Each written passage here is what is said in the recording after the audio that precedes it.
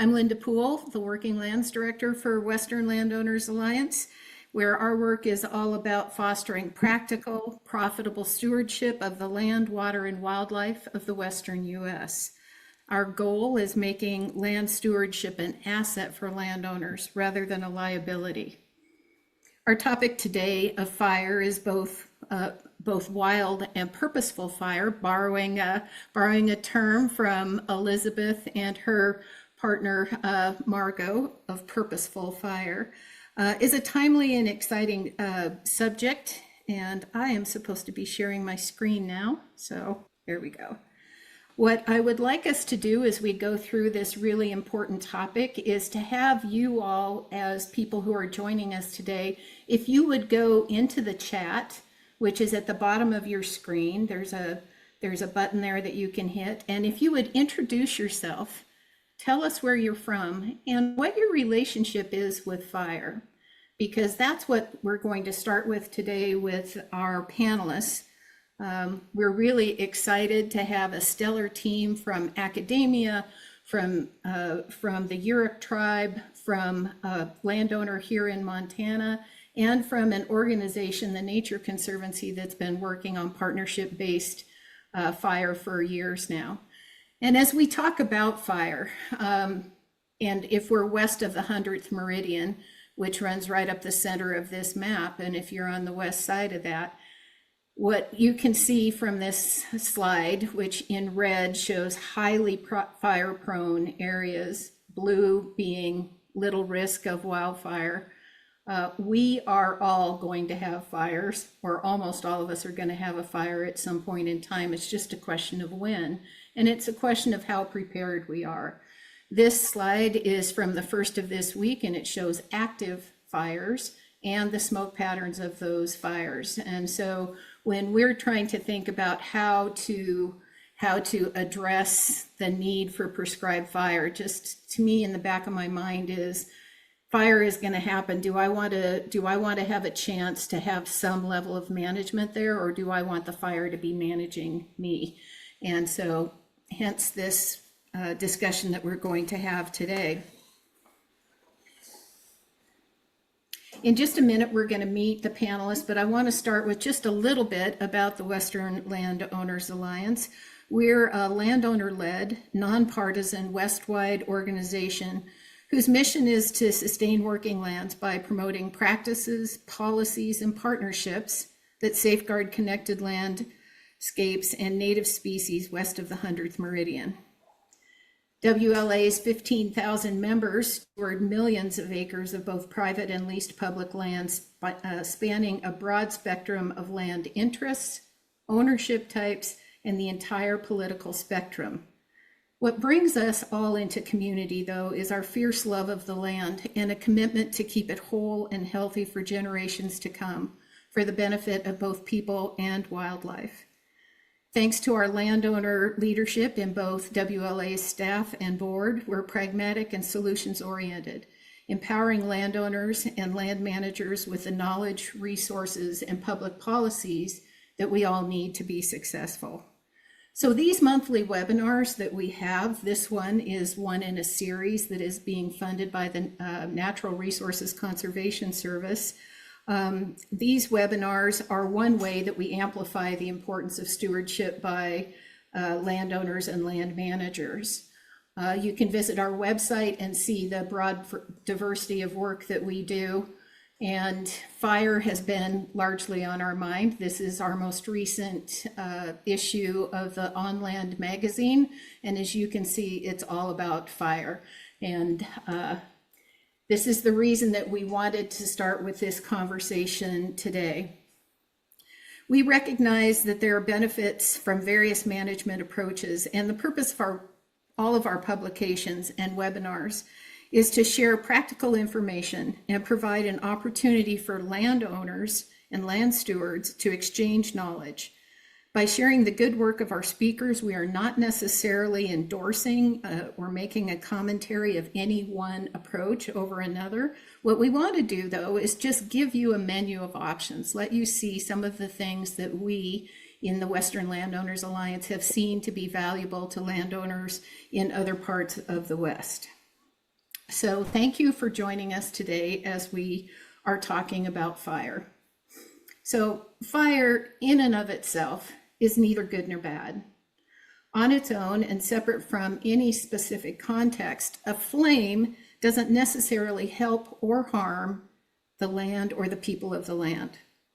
As we'll hear from our speakers today, when it comes to fire, it's not the blaze, it's the ways that we encounter and engage fire that determines whether fire is our friend or our foe. In today's webinar, we're going to start in the beginning. Why would you burn? So we'll start with the why and the what. You know, what is prescribed fire? How does it interface with wildfire? Why would tribes and landowners and land management agencies and universities be focused on fire? From there, we're going to move on to the what or the how. How do you actually get this done on the ground? And we've brought together these speakers today to be able to present different viewpoints of the partnerships that come together around fire. And so we'll have a quick round of introductions, and I'll just go first. What we're going to do is, like we asked you to do in the chat, who are you? Where are you joining us from? And what's your relationship to fire? So I'm Linda Poole, and I've lived across the West. I'm in north central Montana now on the prairie, a very fire-prone area here ourselves. And the air is full of smoke from Canadian wildfires. I used to work for the Nature Conservancy and trained as a prescribed fire technician, being able to do the work on the ground.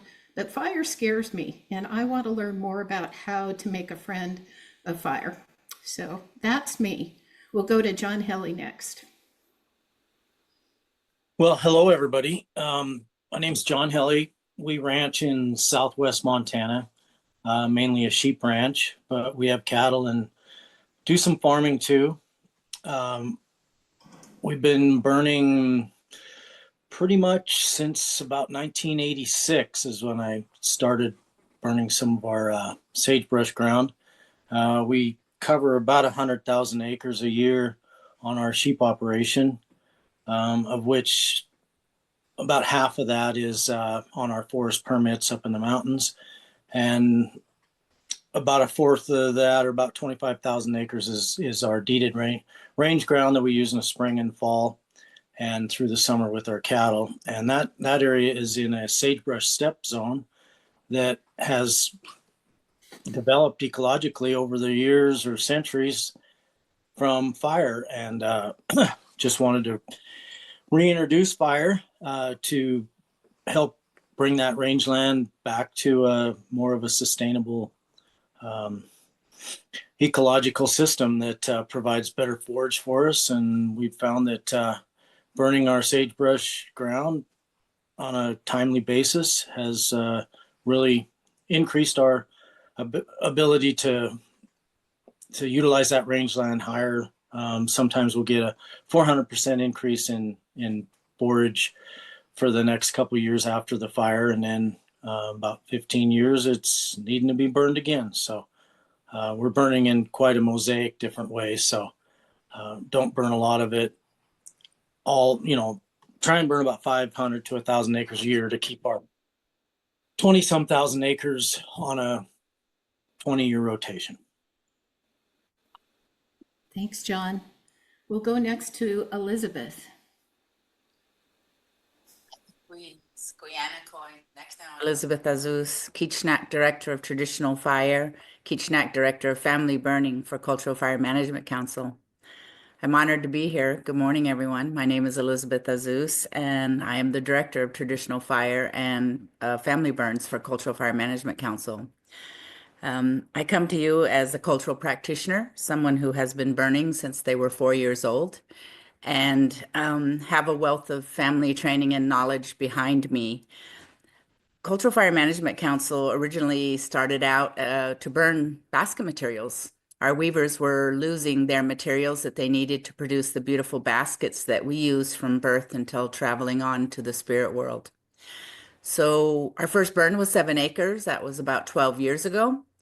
And as a nonprofit in Indigenous territory, we're on the Yurok Reservation.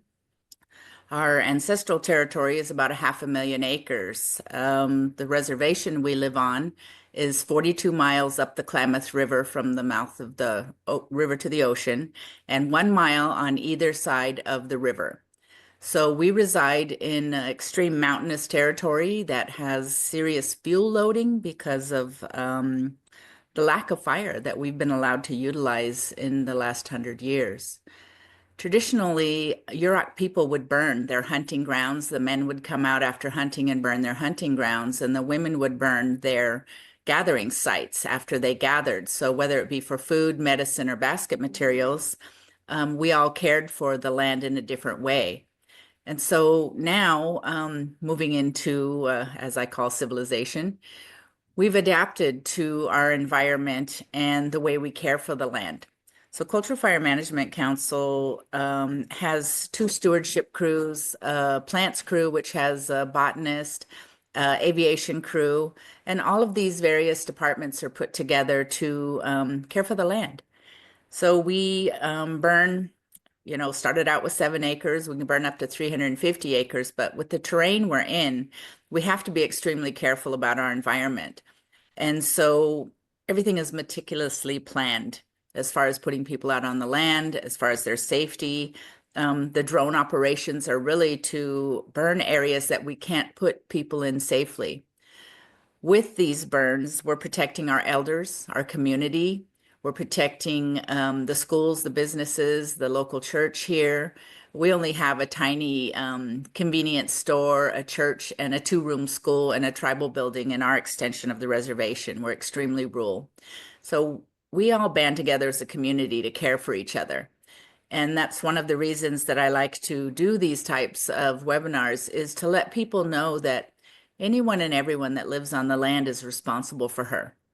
And so I'm honored to be here to talk about what we do, and hope I can answer some questions. Thank you, everyone. Thank you, Elizabeth. Lania, would you like to introduce yourself? Yeah, thanks so much. My name is Lania Quinn Davidson, and I live in California on the North Coast, not too far from where Elizabeth is, actually. She's just a little bit inland from me. And I work for the University of California Agriculture and Natural Resources, where I lead up our statewide fire cooperative extension program. So I have a team of folks that I work with across California on different aspects of fire resilience, and that includes prescribed fire, beneficial fire, which has really kind of been my passion over my career. And I've spent the last 15 years or so trying to break down barriers to the use of fire and provide training and work on, building the capacity of people in California to use fire as a tool, but also partnering with folks on policy work. I see we have some of our CAL FIRE friends on this webinar, which is great. We've done a lot of work in California to bring fire back and to bring fire back into the hands of the people who live here in the community. So community-based prescribed fire and beneficial fire is kind of the big bulk of the work that I do here in California. So it's an honor to be here, and I look forward to the conversation. Thanks, Lania. Pete, did you make it? I can't see all the people. Are you here? I did. I'm here. Excellent. Yeah. Well, hello everyone. It is an honor to be here. My name's Pete Caligieri. I'm the Forest Strategy Director for the Nature Conservancy's Oregon chapter. I'm based out of our Central Oregon field office, which is in Bend, Oregon, on the east slope of the Cascades. And our program is really focused on increasing the footprint of science-based dry forest restoration across the roughly 19.5 million acres of dry fire-dependent forest that we have in Oregon. Constitutes much of Southwest Oregon, the Klamath region, up the east slope of the Cascades, and then into the Blue Mountains in eastern and northeast Oregon. And my relationship to fire really is I grew up in this landscape. I grew up in Central Oregon, and many of my experiences growing up were sort of marked by these fires, these large wildfires that burned in or around or adjacent to communities, forced our evacuation, et cetera. And now I happen to be both working in this space, which is a sort of an immense privilege, but also carries with it a sense that I want to do something about it. And that's really punctuated also by the fact that I'm now raising a 7-year-old daughter in this same landscape. And I want her to have a relationship with fire that's frankly different than the relationship I had when I was growing up. And it's great to see her lecturing her other first and second grade friends about the role that fire plays in these systems. And that to me is probably one of the most satisfying little wins that I've had in my career and my life. So it's nice to be here today. I'm glad you could make it, Pete. Pete had to prioritize getting here for us. So all of our team here today is really busy, and I'm just so excited about how much information we can share as we go through this. As we are talking, this first hour will be us asking the panelists pre-scripted questions. If you have questions, comments, or anything that you want us to notice now in this first hour, or that you want to have put into the second hour, which is open mic networking, go ahead and put that in the chat if you would, so that we have that. And then when we get to the questions in the second hour, you can unmute and ask those questions yourself and maybe have some discussion about what we're doing. All right, now what we're going to do is we're going to move into just kind of setting the stage. What are the some of the definitions and some of the underpinnings of the idea of prescribed fire? And for that, Lania, could you help us out with those definitions, such as what's the difference between purposeful fire, prescribed fire, wildfire, low intensity, high intensity, catastrophic? You know, it's kind of confusing, and we want to be precise in our terms. Can you help us understand that, please? Yeah, no problem. And I love, Pete, what you just said. I should have mentioned that I also grew up in here in Northern California in a very fire-prone area, and I grew up very fearful of fire. I probably like you did too, Pete. So I also have a kid who is bombarded with messages around beneficial fire and how fire is the natural process. And I always say that, you know, fire is as natural as rain or snow or sunshine, and so important to the landscapes that we know and love. And I think that is why these terms are important to understand too, you know, as we get started on this webinar. So you asked me to kind of make a distinction between the term prescribed fire. You said purposeful fire. We sometimes hear beneficial fire. There's cultural burning. So I would just say that as a whole, we've really in California started using the term beneficial fire as an umbrella term that includes prescribed fire, where, you know, we're coming up with a plan ahead of time and it's very prescribed. We're saying we want to meet these objectives and we're going to use fire in this way to meet these objectives. That's the prescribed fire. Cultural burning, and I think Elizabeth's really going to get at this when she talks about the Cultural Fire Management Council and all the amazing work they're doing.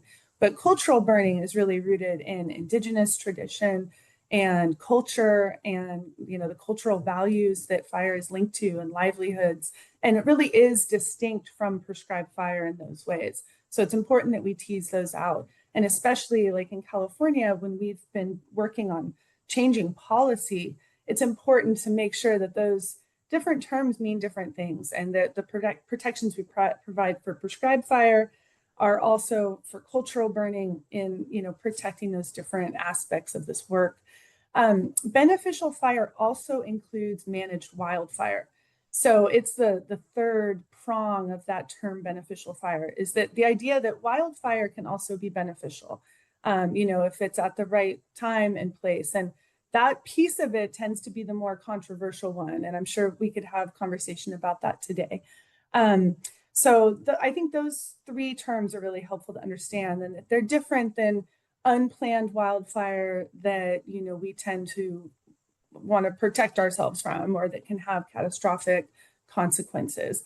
But that said, even unplanned wildfire can be beneficial. And there's actually, maybe we can put it in the chat, but there's a new effort by CAL FIRE to have an interactive website here in California that shows fire severity across the landscape, so we can understand the differential impacts of wildfire that they're not all bad, that good things come out of even big unplanned wildfires. So I'll dig that up and share it in the chat. The idea of fire intensity, now you mentioned that as one of the terms that we might want to understand. And I actually think that fire severity is probably a more useful term. And people often use those interchangeably, but we really shouldn't. Fire intensity is referring to the amount of energy that's being produced by the fire. It's kind of more of a technical term for, the amount of heat energy that's coming out of a certain unit of fire.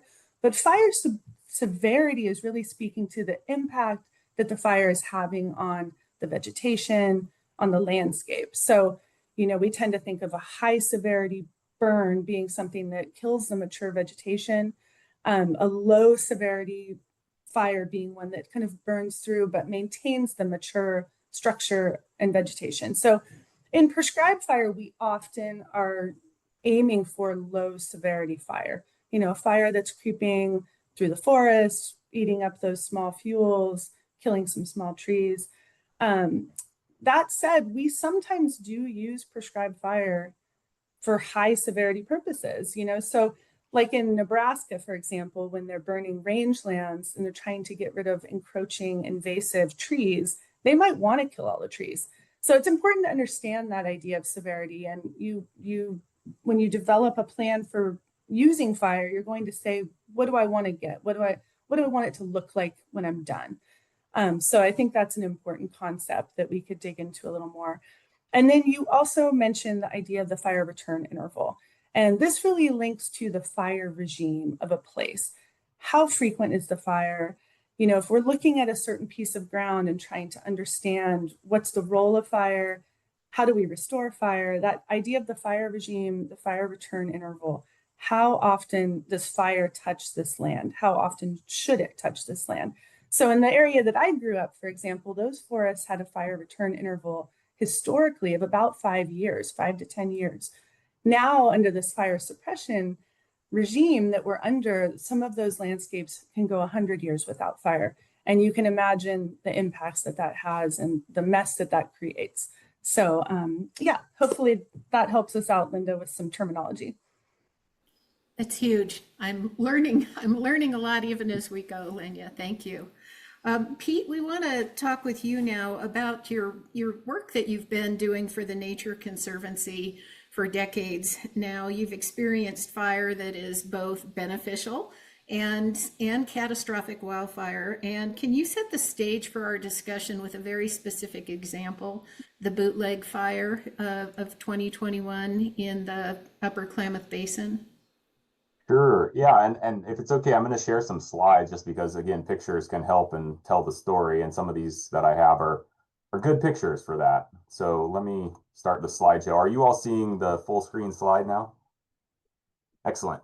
Well, I guess I would start too by saying, Lenya, thank you. I'm going to use those terms just right now. So it'll be helpful to have that grounding as we talk about and I tell this story of this place called Sycan Marsh Preserve. Sycan Marsh Preserve is located in South Central Oregon. It's about an hour and a half drive south of where I am currently. It's a 30,000 acre property in the ancestral homeland of the Klamath, the Yahuskin, and the Modoc peoples who've lived in South Central Oregon and Northern California since the creation of time. And as the name implies, it encompasses one of the largest high elevation marshes in the Western United States, and it's located on the Pacific Flyway, which makes it a really critical place for a lot of migratory birds.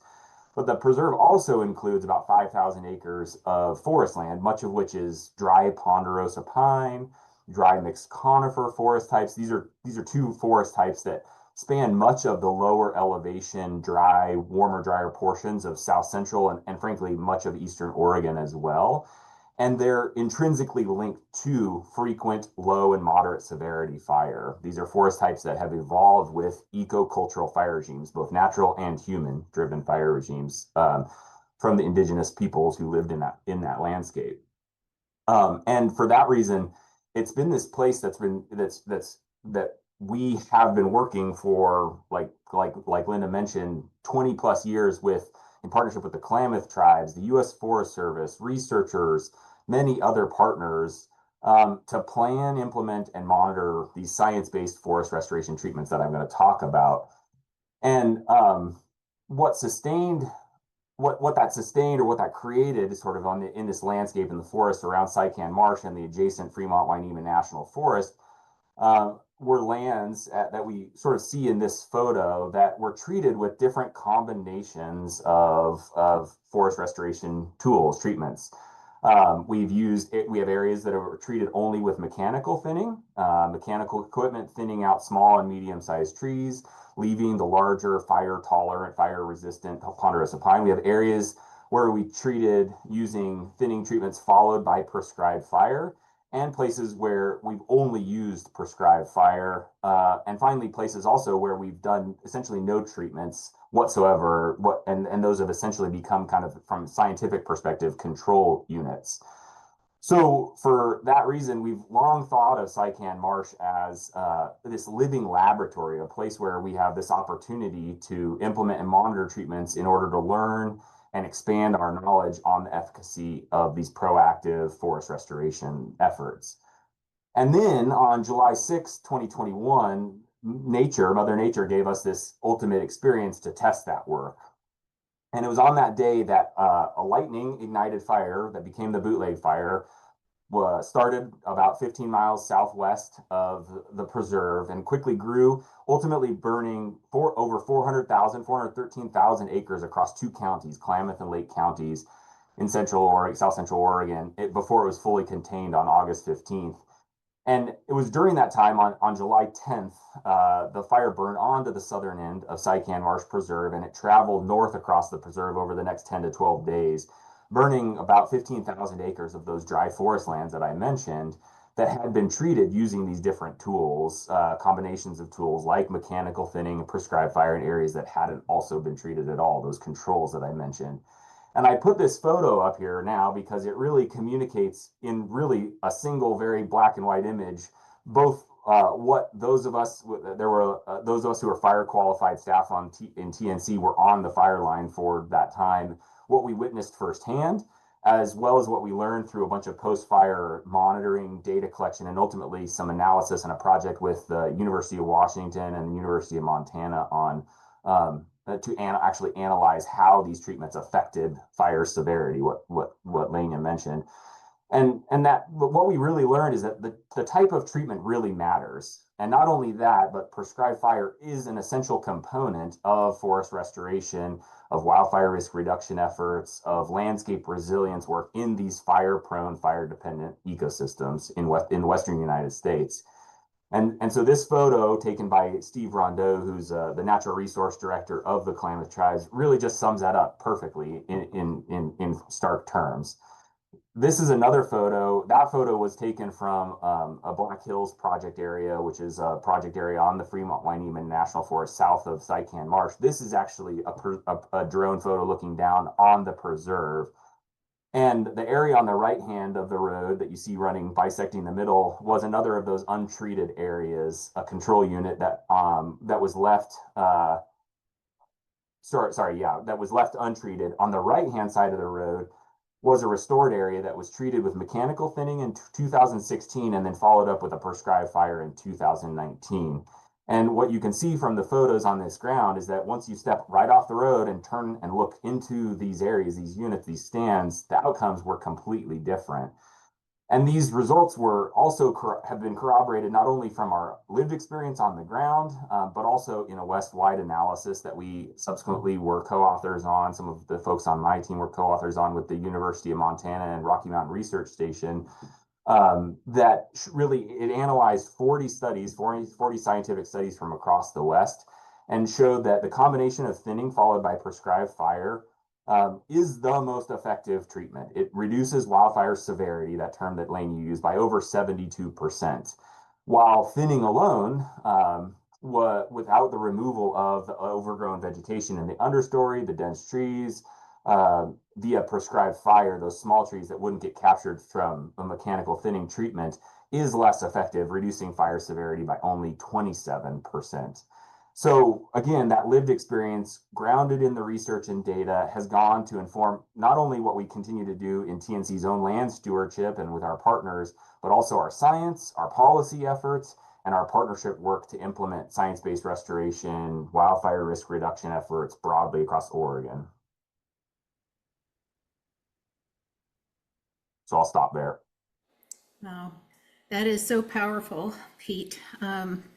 What a laboratory. I kind of hate to think of land as just a laboratory, but I'm glad to see that that there's a lot of useful information coming out of that fire. Elizabeth, let's go to you now. And you shared with us in a planning call that now there's more than 20 tribal nations that are coming to you and working together through the Cultural Fire Management Council to revitalize fire culture that benefits people, land, wildlife, traditional foods, and materials. And you also shared that it's not just for you in your area; it's for the good of the world as a whole. And so, as we're delving into the why of prescribed fire, can you tell us why your organization places such a high priority on revitalizing fire culture? What do you derive from that work? Yeah, Cultural Fire Management Council partners with the Nature Conservancy with a group called the Indigenous Peoples Burning Network. So we reach out across the United States and we help tribes regain their burning rights, learn their fire stories, meet with their elders, meet with their communities, and talk about what's important to them. We also partner with CAL FIRE, the Forest Service, and various other agencies in our territory so that we're all working towards the same common goal. With the Indigenous Peoples Burning Network, we now have 27 tribes that range all across the United States and various topographies. And so it's really interesting for us to have to do all these pre-trip studies to see where we're going, what people live there, what they need, what their wants are. I just spent the last 2 days with the IPBN and the Intertribal Buffalo Council as we bring fire back to the Plains tribes and to their buffalo herds and how to regenerate their territory, their forage. It's been really eye-opening for me because every time we meet with another tribe, their goals and needs are different everywhere, no matter where they are in the country. And putting that all together in a meaningful way for all of us is something that we've had to develop over the years with the Nature Conservancy. And Mary Huffman and Jeremy Bailey have been amazing at partnering with us, helping us create these meeting spaces that are open and welcoming to all Indigenous people. Often we don't feel heard. We don't feel like we're part of contemporary society. And so we struggle on the outside to find ways to be who we are in modern day society. And so having the Nature Conservancy there with us, traveling and helping us to bridge those gaps has been really an amazing thing. Cultural fire really evolved, as I said, for basket materials. But as we went on, our board, which are our elders, said, you know, we need to protect our community. We need to protect our people. We need to protect our schools, our businesses, what we have here. And so they tasked us with various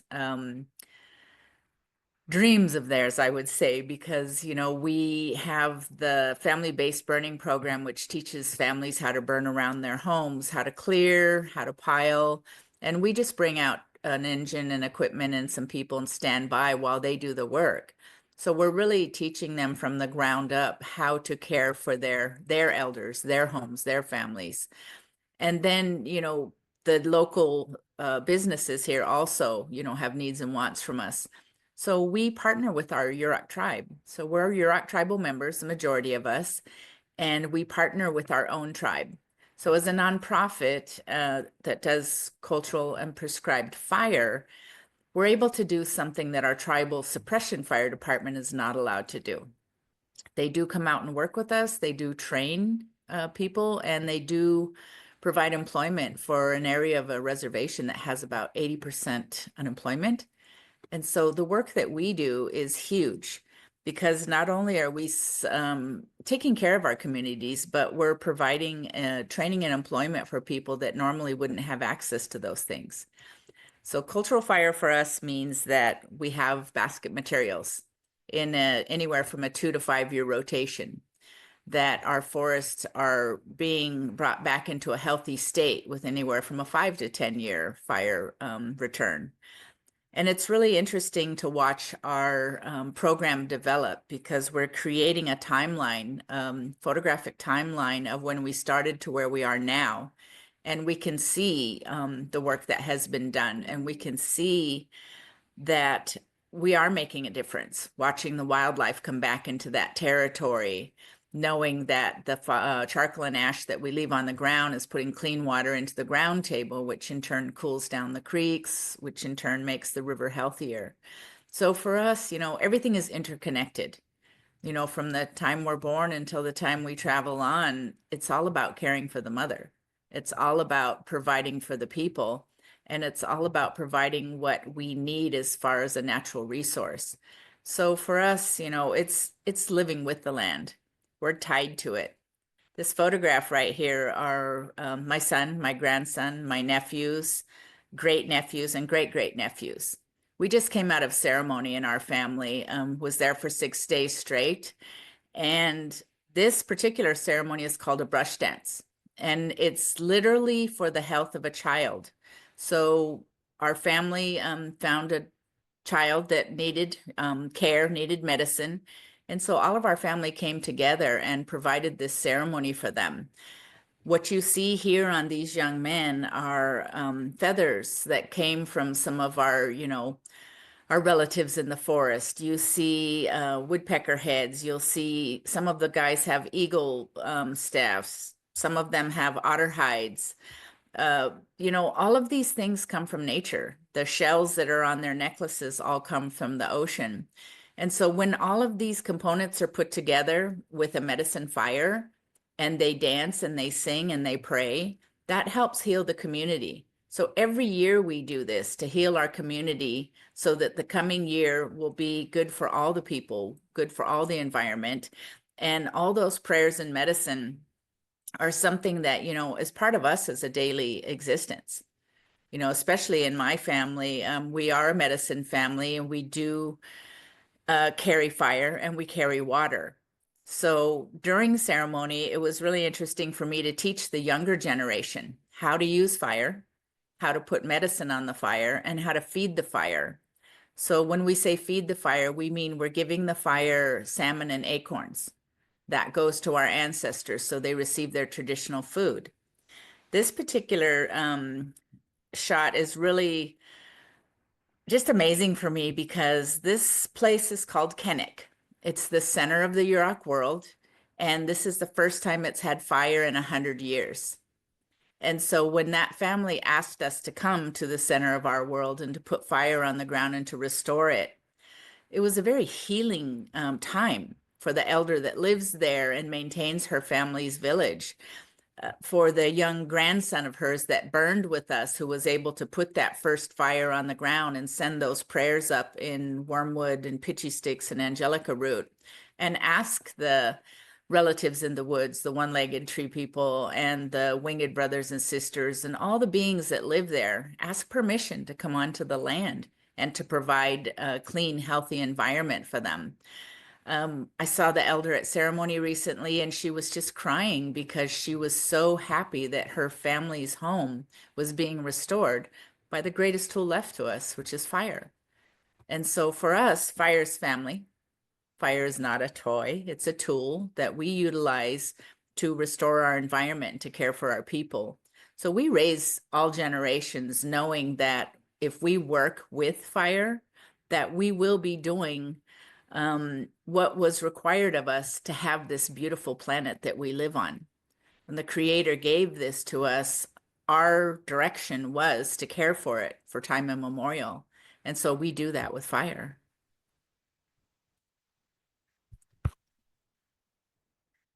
put this shot in here simply because this is my daughter, my nieces, my granddaughter, my great nieces. These are the women that support all of us during ceremony. They make sure everyone is cared for, that the kitchen goes 24 hours a day. Everyone has everything they need. And a lot of the foods that they're preparing came from community gardens that were maintained by fire here in our extension of the reservation. And so it was really nice for me to have all of them out there working around the clock. These little ones here are learning their place in the village. They're learning that they have to learn to care for people, care for the environment, and that as they grow into ceremony, they'll move in different phases of their life. I've trained these young women to work with fire. I've trained them to maintain the medicine fire. I've trained them to feed that fire. Trained them to know that what they are working with is family and not to fear family. And so training starts very young with us, from the time they can walk until the time that they can walk into that pit and dance, as we showed you the photo of the men. These young women have a whole lifetime's worth of knowledge gathering before they can step into helping to heal the land. But they're trained by the time they're of a certain age, and they know their responsibilities to the planet.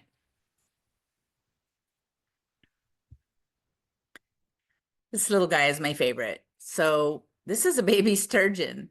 And when they're full grown, they still look the same way, 8 to 12 feet long, but they still look this way. So fire, as I said before, putting the charcoal and the ash on the ground and purifying the water allows our relatives in the water to travel safely up the corridors and to lay their eggs and regenerate and continue to provide sustenance for the people in this territory. And with the dams coming down on the Klamath River, they now travel freely up the entire river, up into Oregon, into the headwaters, where they can continue to feed the people all along that corridor. So fire is important not just for the human beings that live on the land, it's important for every being that lives on the land. And it's how we care for ourselves, our neighbors, our businesses, our jobs, our, just way of being. And so I always like to use this little sturgeon because sturgeons are prehistoric. They literally, honestly have been here since the beginning of time. And as an Indigenous person, we like to think we've been here since the beginning of time. And so it creates a full circle for us.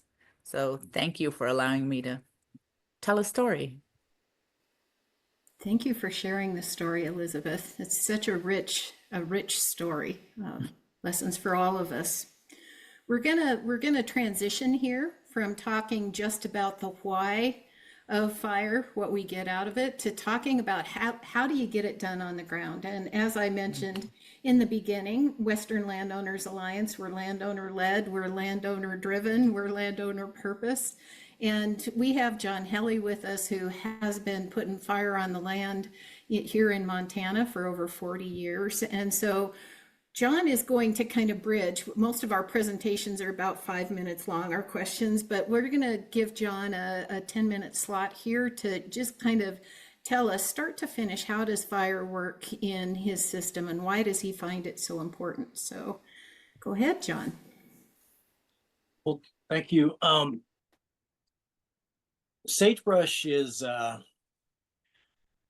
think it's evolved under a lot of fire, and we haven't had that on the landscape for years. So it was taking a toll on our rangeland. It was really limiting the amount of livestock grazing we could do on that landscape. And the cost of spraying it was very cost prohibitive. And so we started looking at using fire. One of our neighbors has been doing fire, and I was working with him when I graduated from college back in 86, 87, decided to start doing some fire on our own ground. And with, right now, I think it costs $30 to $50 an acre to use some chemicals to control the brush. And being a sheep ranch, sheep really like the forbs, and the chemicals that you would use to control sagebrush would also, put put a damper on the forbs that are so valuable to our sheep operations. So we wanted to use more of a natural means to bring our rangeland back into a little higher ecological health. So that's when we started doing the sagebrush. But the questions I've gotten from other landowners in the area about how to burn or what to, where do you begin on that? So a lot of things play into the decision making that we do for whether or not we're going to burn. We're in a really dry, arid area in southwest Montana, so a lot of times, and we've experienced over the last couple decades some really drought-stricken years. So we also need to utilize that forage on our ranch for our livestock operations. So when we do burn it, we want to have the ability to rest. So we're always looking at how much ground we have available to rest that we could burn, and how do we put that in our overall management scheme of things, and how are we going to manage that into our grazing operation. So you can kind of see the some of these slides are showing the drought. We're in the southwest corner of Montana, so I think we're similar patterns to Linda. Whenever we get a drought, it seems like Malta gets a drought. So I think our moisture comes out of the southwest, and the northwest storms just don't do much for us. So where do you begin? Well, the first thing you need to do is you got to get a burn permit. And when you can look at some of the stuff on that burn permit, what you have to do, I don't know if I'm really being legal on all the things that's spelled out on this burn permit. Like, what does it say in here? Activate the permit, adequate fire suppression equipment and personnel. We're burning 1,000 acres, and I don't know how many people it'd take to control that if we were told to extinguish it right away. Safe conditions. If we're wanting to light a fire, we have to have conditions that'll burn. So anytime you light a fire and the conditions are right to let that fire go, you have, pretty unsafe conditions. So, where there's high fire danger, we need winds. I really like winds because if I have a sustained wind, I know where that fire is going to go. It says I can't burn there when there's, high winds or hazardous conditions. So there's a lot of things on this permit that really make me nervous. And if somebody was going to go get a permit and look to burn, it might be a pretty big deterrent to look at that. And then you're going to want to have some liability insurance also. And you're going to have to talk to your insurance company. And we carry about a $2 million liability policy on our operation. And there is some hope and stuff on this insurance and liability area where we've passed some legislation in the state of Montana this year that is going to help us be able to do prescribed fire and help eliminate some of the risk from the liability on those prescribed fires. So I'm hopeful that will be helped. The other thing I want to know is, what are the weather forecasts? And it's really easy. Go to forecast.weather.gov. There's a fire weather forecast. It's going to tell you wind direction, peak wind gusts. It gives you a timeline when those winds are, what direction they're going to go, what's your humidity, what the forecast for the future is. And this was a perfect example of this fire weather forecast. And I always snap a picture of that and keep it as a photo on my phone so that I can go back to it if I was ever to have any liability and say, look, we had good conditions. There was forecasted rain the next day, high humidity. The wind directions were all pretty sustained at the direction we had control efforts in place. So when we go to burn, I'm always looking at a fire weather forecast, and I may not be, a real good weather guy, but this information really helpful to me. And I think it helps in our liability case that, we were planning and we did have some preparation on the ground for this. Next slide. And the other really good tool that I've had on our operation is I run a lot of dirt bikes. And when I'm looking at an area to burn, I'm riding around on my dirt bike, looking at what areas would be really beneficial to us to burn, where we have ground that's bare that I can, safely put a crew in, or I can burn from, or I can burn into, what the neighbors' fields look like, what grazing patterns we've done on our operation. We're on a deferred rest and rest rotation grazing. So I want to know downwind of an area I want to burn, is that field been grazed, or what's the feed or the fire risk of that jumping into the next pasture, those kind of things. And then I look for areas that, I can safely put a crew to if I had to, like dry ridges. Next slide. So I'm on the upper right-hand corner there. You can see I'm on a bony ridge on my motorcycle, just looking down to try and get an idea if I needed to extract some crew members or get them somewhere safe. That rocky ridge is good. A lot of times we go up to burn and the conditions aren't really good. So we will burn along a fence line or someplace. If we can't get the fire to go very well, that's also an opportunity to really put in some black line. So just experimenting with the fire when you get up there. If I get everything together, get a crew, get all my fire trucks, all that stuff together, we get up there and we don't have the right winds to carry the fire, it's just not burning very well, we'll go back into the a northeast corner and start burning some of that, just to build a larger black line that maybe at a future date we could go in there and have a lot better chances of burning it, but also have some black line that was put in before. The other thing we use is drones. My son Evan there in the picture, he's got his drone out. We'll go look at what the fire's doing, make sure that we don't have any tourists or hunters or anybody in our area that could be at risk. And we have had that before.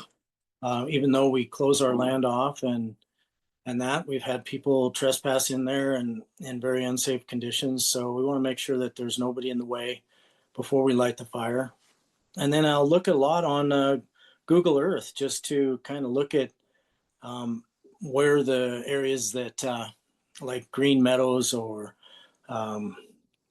areas that we'd burned in the past and how they look for fire breaks, that if we do lose this fire, that it eventually going to go somewhere where we can get to it and get it put out. So next slide.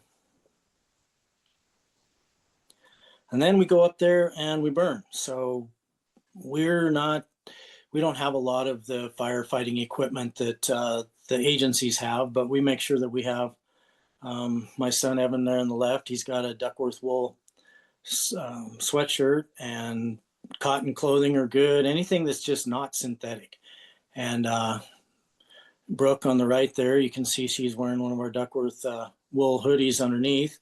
And we're burning in usually March and April, or in late October and November. So we're burning in some pretty cool climates, and we don't know when we're going to be able to leave.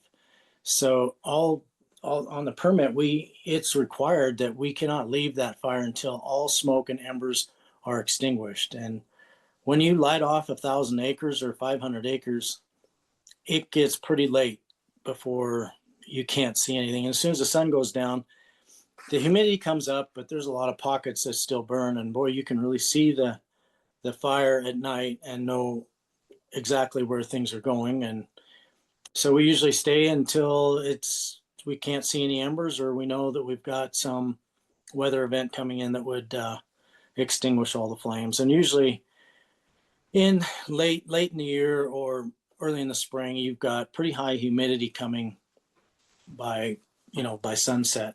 So it really drops the fire down and makes it easy to extinguish. And a lot of the things that I've hired crews to come help me, but they're firefighting crews, and it's just really hard to get them to understand that we are not firefighting. We are burning. We want to see fire. We want to see big fire. We want to carry fire. We want to light more off. We only have so many days that we can take on our ranch with all the other busy activities that we have to go up and do this project. So we don't want to go up there and burn 10, 20 acres. We want to go up there and burn hundreds of acres. So I just watched some of these firefighting crews that have worked for agencies, and they're just like, oh my God, you're lighting a. That's what we do here. That's what we are, lighting fire, and we are trying to get some stuff burned. Don't worry, we have a plan, and we have areas, black lines. You can see behind my son in this picture on the left, there's a black line there. So we've got good wind direction that way. There's nothing at risk there. Sometimes you do have the fire creep into the wind, but it's easy to extinguish a fire if it's on the front edge where it's creeping into the wind. So you just don't want to get it on the other side of it. So everybody carries a radio, drip torch, good shoes, gloves, and everybody's in good communication. And I'm usually just on my motorcycle, or now one of my sons is kind of taking the motorcycle and just kind of giving us an overview of watching what's going on from a ridge nearby or up in the air, or flying a drone out, just to make sure we know, because once you get a lot of smoke going, it's going to be really hard to tell where your fire's going or what it's doing. But you get up in the air with the drone, or get on the next ridge with a motorcycle, you can kind of see what's happening and radio back and control what we light from that. So sometimes all we have to do is light 100 yards of fire, and we did that this spring. We lit about 100 yards and burned 1,000 acres within about 3 hours. So it was quite intense for a while, and that's the little video clip that we have. That it was kind of one of those things. We had a new photographer for our Duckworth company, and my son says, well, I usually just call and say, hey, we're burning today. Conditions are just right. We got to get up there. My son called and said, well, I've got the new photographer from Duckworth coming. I said, well, equip him and bring him along. So it was kind of interesting to see that clip. So we did burn a lot. We had a lot of pucker factor on that one because the winds were a little bit more intense than what we imagined, but everything turned out okay. Next slide. So we do have some trucks. I got a Unimog. It doesn't take real fancy equipment. We found that's a tree sprayer that can generate up to 700 PSI. So it's got a nice 12 horse Honda motor on it. We've got a soap canister that fits in line, and we can really, we don't have the ability to pack a lot of water. We're up really high up in the mountains in some really rough terrain. We've got some water tanks that we keep full for the livestock watering that we can refill these tanks, but it would take a long time to go back. So we want to make sure that a 250 gallon tank is going to last us a long time and can extinguish a lot of fires. So adding a soap to it, or a foaming agent to our tanks has given us, it tenfolds the amount of the water in that tank, and especially if you use it with high pressure.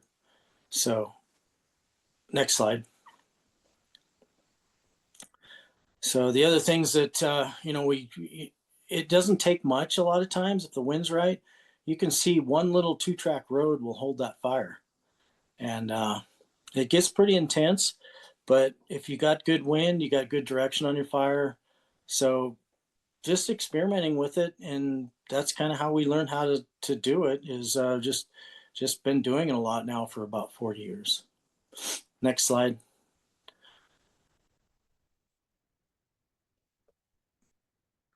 The other thing is we're burning in Madison County, and I actually live in Beaverhead County, but they're kind of to the southwest of where we burn.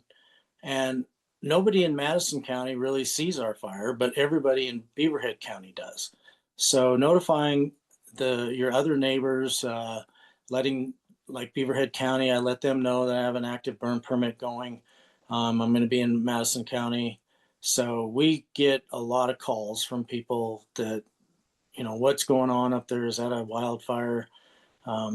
So letting people know what's going on and assuring people that you have a permit and you have control and it's a prescribed or beneficial burn. I kind of like that term. And the other thing that you can see in that country or in this picture is that we've had a lot of encroached conifers and juniper trees. And you can see that we're pretty clean in our country from all the burning that we've been doing. We've been removing a lot of that conifer encroachment. And so our country looks pretty good. And it's because of the efforts of us and our neighbors on burning the sagebrush that carries into those conifer encroached areas and removes the small conifers. So helps out with that. So I don't know if anybody.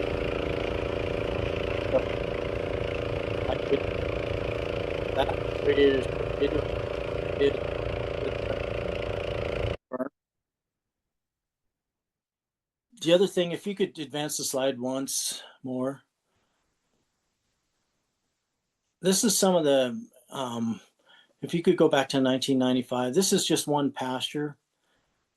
And Google Earth, you can scroll through the years. So I've looked back through, this field was burned in, I think, 1991, 95. It's really hard to see with the black and white photos from back in 95, but then Google started adding color to their photos. Next slide. So you can see on the southern end of that field kind of what it looks like, what we're burning, more of a real mosaic. We're burning off the fence line. We had a south wind burning from the south up to the north. And we did a really good job burning. We had a good south wind, straight south. A lot of times we get a west wind and we didn't want it to go to the neighbor's field to the right. So it worked out pretty good, but we missed a big chunk of that field in 2005. And you go to next slide.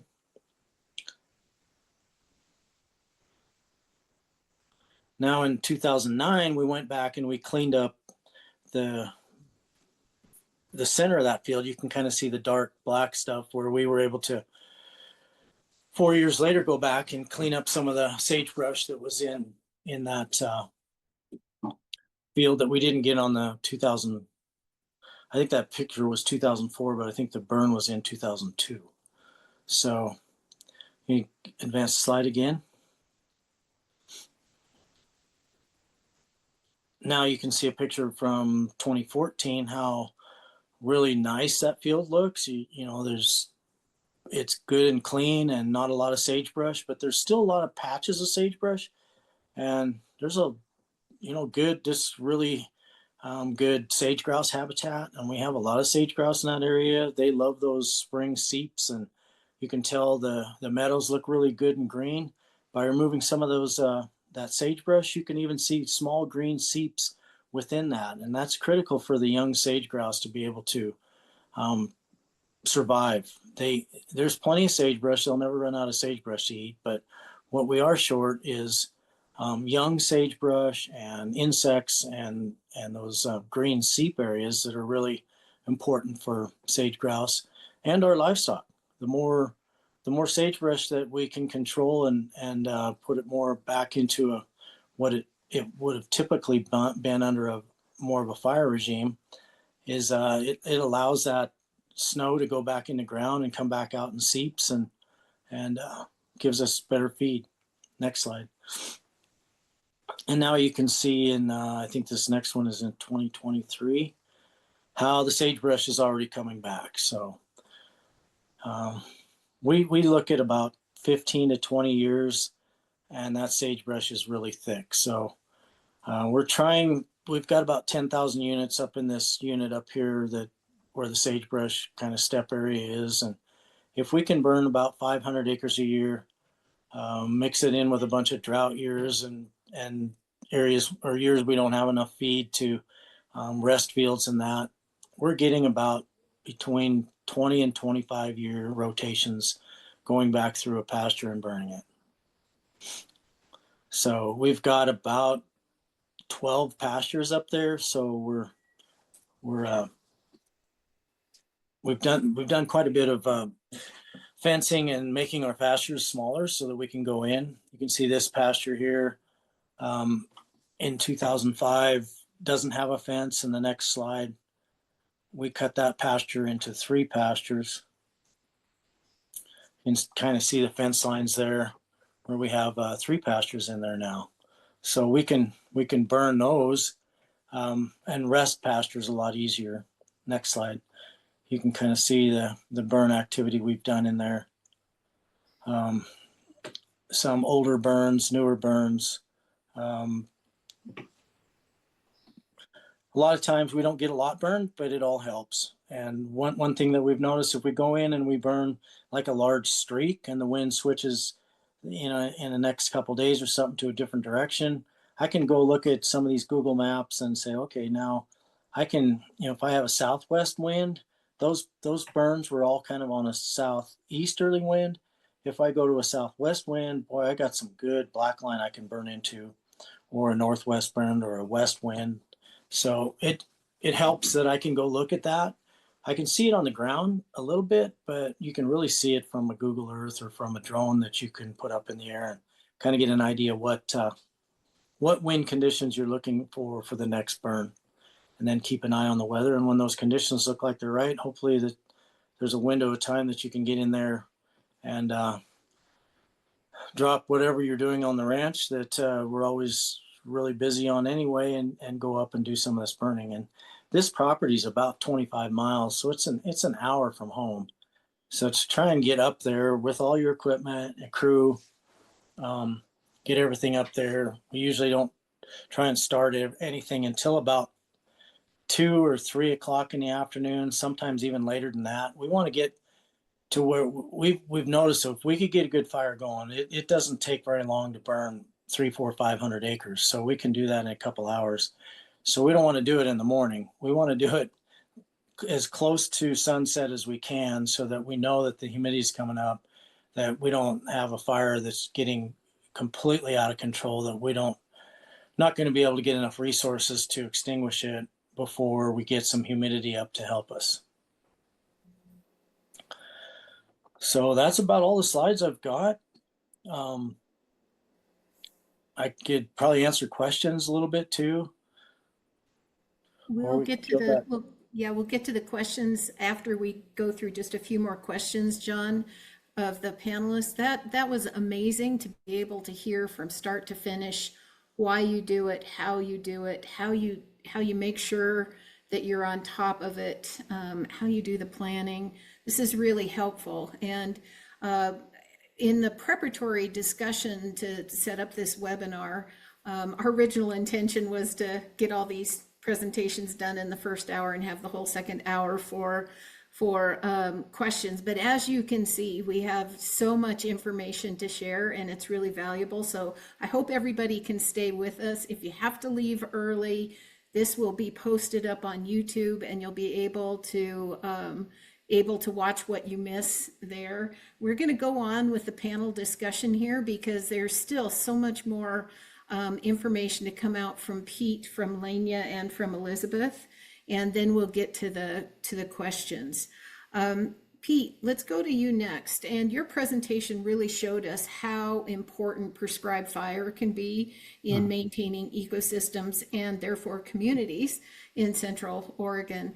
And I wonder if you could tell us what you have found to be enabling conditions to have that fire happen, and what's being done in Oregon to address some of those known barriers that hold landowners back from being able to be part of using beneficial fire on their landscape. Yeah, well, I can certainly speak to some of the enabling conditions, and hopefully those will help fill some of that knowledge gap, provide some knowledge about sort of addressing barriers to landowners. There's a lot I could focus on relative to enabling conditions, but I'll sort of zero in on 4 that I think are particularly important. The first one is I sort of think about social license and public support for the use of fire. In my job, I do have the benefit often of seeing a lot of polling data, attitudes and belief surveys, perceptions about prescribed fire and fire management. And one of the data points I always point out that I think is really powerful is the high level of support, the broad base of support that prescribed fire has. It's not to say there aren't concerns, and those same surveys oftentimes point out these are the top 2, 3, 4 things that people are concerned about. But generally speaking, we have really strong support for the use of prescribed fire. However, I also think that we have to be mindful of continually working to maintain and actually grow that support as we think about scaling up, because we're not getting enough beneficial fire, enough good fire on the ground at sort of current scale and pace. So how do we grow and maintain that support so we can continue to scale? And I think that's really important. And I think that there's a lot of really good social science research, people smarter than me, Sarah McCaffrey, a retired U.S. Forest Service, did a lot of work in this area, but there are some really good principles. And I think there are a lot of community groups that include landowners, public health entities like county health departments that are working together to take those principles and then develop tools like communication platforms to get information out early and often about those impacts. And I think that does a lot to build and maintain social license. That's one of those principles. A second, I think, is thinking about sort of the cross-sector dialogues and cross-organizational dialogue that's needed. And I mean that because prescribed fire and wildfire and sort of associated smoke with those things is really are intersectional issues. They intersect a lot of different people, different organizations, different communities, from air quality and public health, recreation, health and safety, county, local government, land stewardship, landowners, the public land management agencies. And I think we need to be really working on and investing in the dialogue to understand each other's worlds, where we're coming from when it comes to the use of prescribed fire, and creatively, constructively explore how we scale that work up together, because everyone has to kind of be at the table to move a complex issue forward like prescribed fire and scale it up. I think the third is fire practitioners, and by that I mean everybody. Prescribed fire crews like the land management agencies. TNC in Oregon has started an Oregon Fire Partnership, which is a series of dedicated prescribed fire modules that are actually TNC led for liability and insurance reasons, but the intent of them is actually to bring together any partner who is interested in learning and building experience as a prescribed fire practitioner to that module, give them training, and then be able to send them back to whatever their organization is. So that's included youth crew members, it's included tribal members, it's included state agencies, you name it. I think it needs to include landowners and prescribed burn associations, and I think Lania might touch on that. Tribes and cultural fire practitioners, private contract crews. I think all of it takes workforce development. It takes training, such as the Fire Learning Network's Prescribed Fire Training Exchange Program. We want to run one of those in Central Oregon, as well as the Indigenous Peoples Burning Network that Elizabeth already mentioned. Landowner, I think I already mentioned landowner associations. And then the last piece is really around policies that grow and empower those fire practitioners. And so I think thinking about policy change, that things that can bolster and strengthen those enabling conditions is really important. And that can be relatively simple things, honestly. Like there was an interesting example in Oregon where state statute, we had to clarify through rulemaking, some state statute that essentially said that any fire that crossed an ownership boundary was considered prima facie, to use a legal term, but basically it was considered evidence that that fire was uncontrolled. You all can imagine that if you're trying to do a cross-boundary burn, you're actually intentionally burning across that property boundary. And so clarifying that the intent of that statute wasn't to prevent cross-boundary burning, which is one of the things we often intentionally do to efficiently, cost-effectively, more safely scale up prescribed burning, but we had to clarify that in statute. But it can also include things like certified burn manager programs, state-sponsored prescribed fire liability programs, and we actually have borrowed those ideas from our smart friends in California to the south, and I think Lane is going to touch on that, so I'll stop there. And we'll just let Lania follow on talking about prescribed burn associations and some of the work that you've done, policy work, Lania, to make this possible. Okay, great. And I'll try to be quick because I know that we are way over time. But yeah, so one of the things that I've noticed in my 15 years working on prescribed fire here in California is that early on in my career, the conversation was very agency focused. And the folks who were using prescribed fire, talking about prescribed fire, driving the conversation were mostly from the federal agencies, U.S. Fish and Wildlife Service, National Park Service, Forest Service, and community members, tribes, ranchers, those folks had been kind of completely left out of the conversation for a long time, for a very long time. I see Elizabeth shaking her head. And there was a real need to look at private lands burning, look at cultural burning, and understand what the barriers were and how we could bring fire back to those folks who really are the original users of fire. And so this list, I mean, really, this represents California only a handful of years ago, 10 years ago. No one's even talking about this at that time. It really wasn't a big conversation. It was very unclear what the laws and regulations were. There was very little capacity outside of the agencies, no training opportunities. I mean, if you didn't have kind of formal fire qualifications, it was hard to access training or, learn about anything.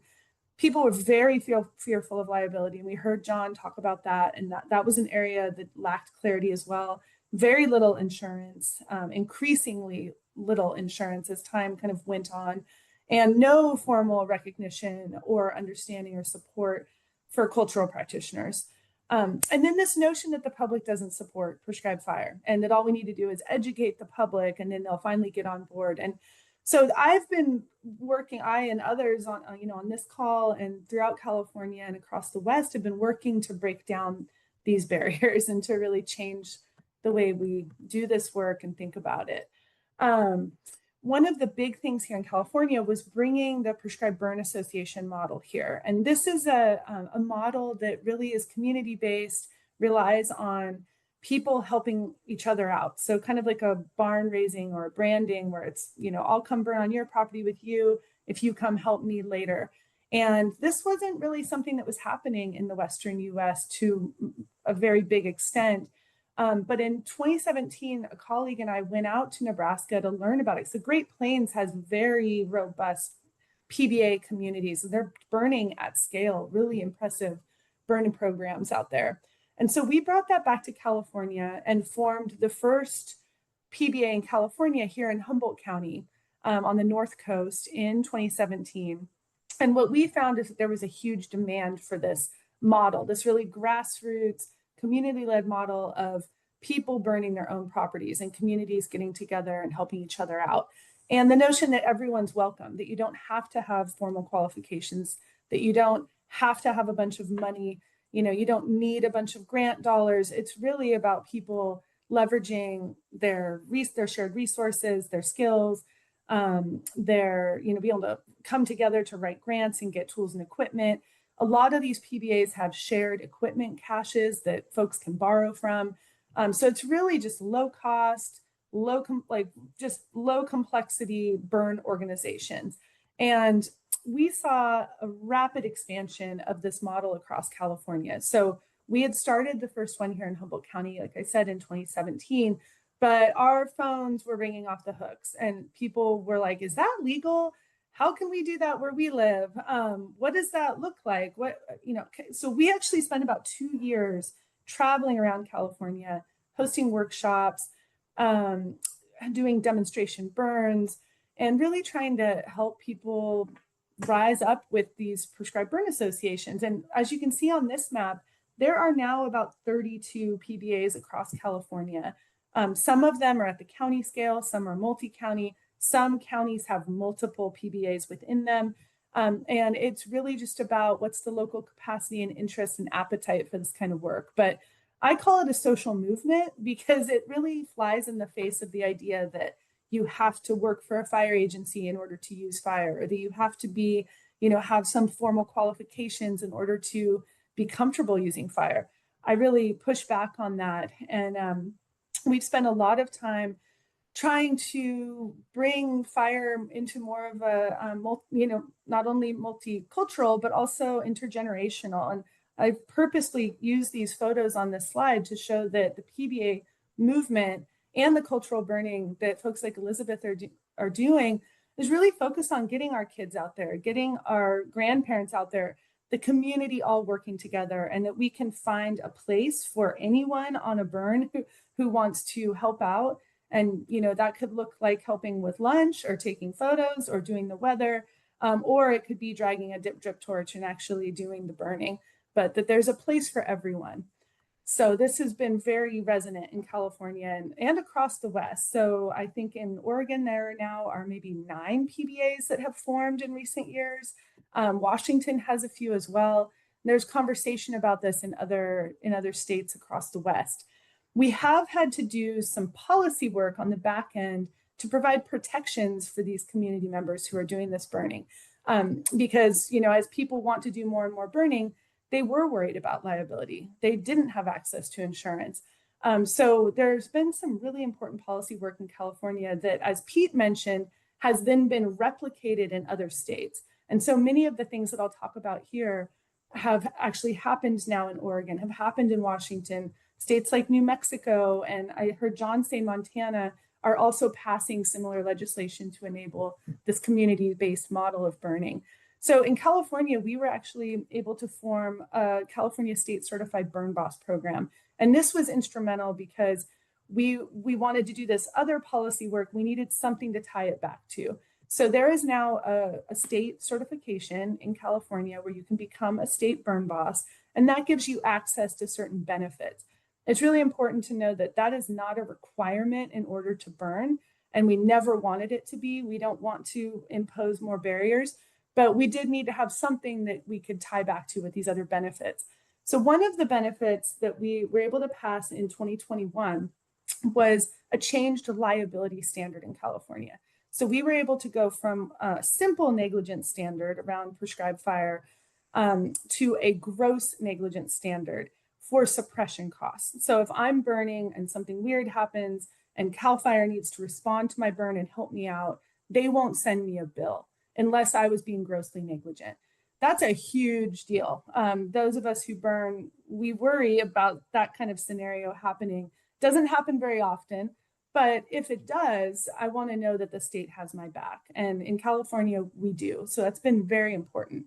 Another huge one was the formation of a $20 million, what we call a prescribed fire claims fund. And this is basically a catastrophe fund. It's kind of acts like insurance, but it's not actually insurance. It's a state pot of money that is available to cultural practitioners, to state certified burn bosses and federally qualified burn bosses, that we can enroll our projects in it and get $2 million of free liability coverage if something goes wrong.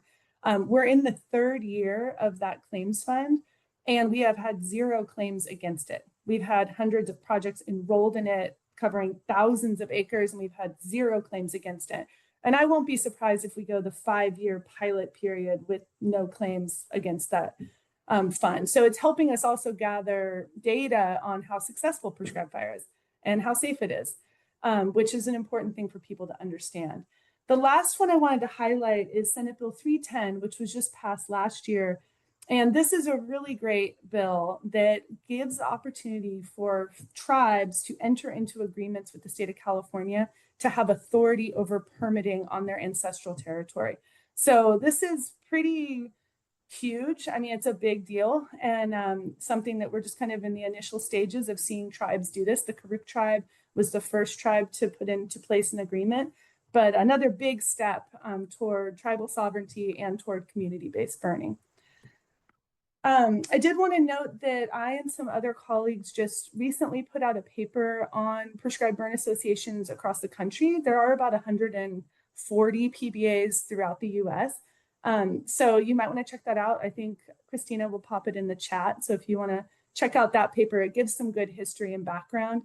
And for some of your states that don't have PBAs yet, it might give you some kind of tools and understanding for how you might get that going.